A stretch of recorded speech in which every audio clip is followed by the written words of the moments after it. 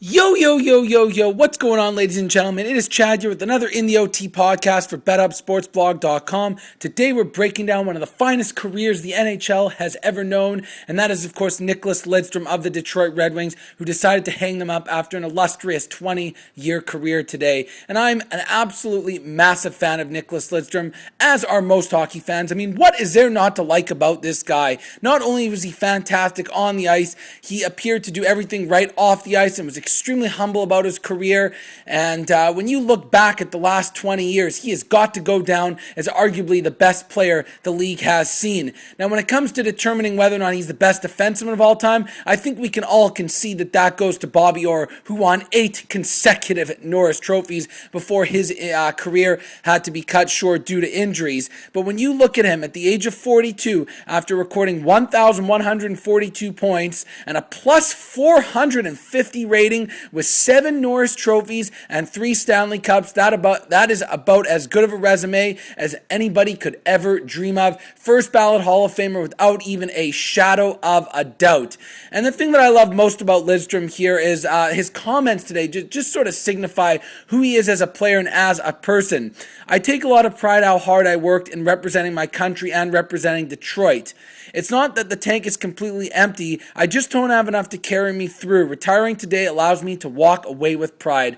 Boy, oh boy, that is just a great statement because, you see so many athletes push it maybe a little bit too far in terms of extending their careers because they think that they love the game, and most of them do, but some guys are just in it for the money or whatever it is. Here he is trying to think of the greater good of the team and the organization, knowing that if he can't give it his 100% commitment, he doesn't want to be involved. When you see so many professional athletes there to just collect a paycheck and go through the motions and not necessarily put in a full effort, they would not retire when they could be easily making $5, $6, $7, $8 million like Nicklas Lidstrom would have commanded going into this season.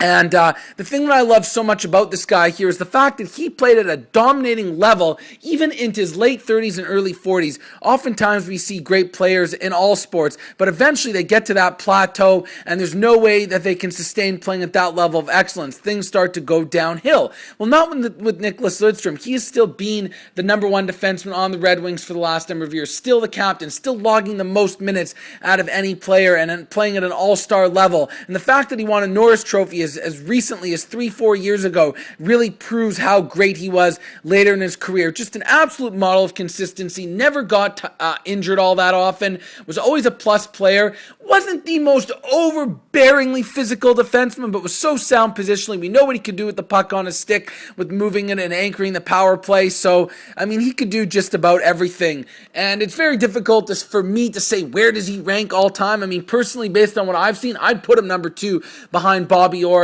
I know a lot of people would say that back in the day, Doug Harvey on the Canadiens is probably more worthy of that number 2 defenseman of all-time status with his 7 Norris trophies. I can't really compare the two. I wasn't around watching hockey back then, but I always like to believe that it's a lot easier to be dominating in a 6-team league back then with less competition, and the Canadiens always getting the best players. And even if you think back in the last 20 years, there have been a fair share of outstanding defensemen going back to the early 90s, whether it was Leach winning a couple of Norris trophies, Paul Coffey late 80s, early 90s. You look at what someone like Chris Pronger's been able to do, what someone like Scott Niedermayer has been able to do, what someone like Al McInnes, and the list goes on and on and on. And I know that it's something that everybody loves to debate and break down, but there's really no way to prove who's better. But if you are going to take something that would prove it based on stats and durability, it'd have to be Nick Lidstrom. And, a lot of people might say Scott Niedermayer because he was good with both teams on New Jersey and Anaheim. Same thing with Pronger on the multiple teams he played with, most notably St. Louis and Anaheim winning the cup there. But you know what? You look at guys like Niedermayer and Pronger. They were always playing with outstanding defensemen as well. Niedermayer played with Stevens when he was in New Jersey. He played with Pronger when he was in Anaheim. And Pronger had McInnes back in St. Louis.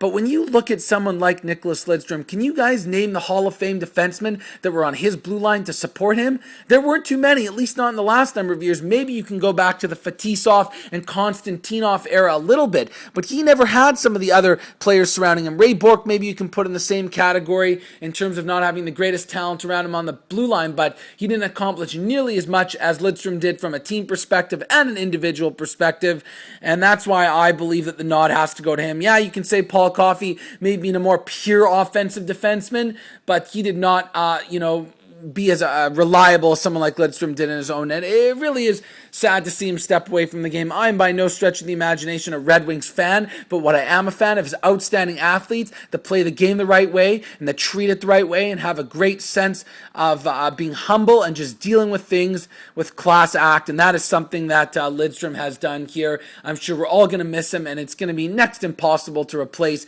someone like that. I mean, we all have been talking for the last few years, Cronwall's been groomed to take over his position, but I think even Cronwall would admit there ain't no way he's ever going to be able to fill those shoes of Nicklas Lidstrom. So from BetHubbSportsBlog.com here, we send our congratulations on a magnificent career and wish you nothing but the best moving forward.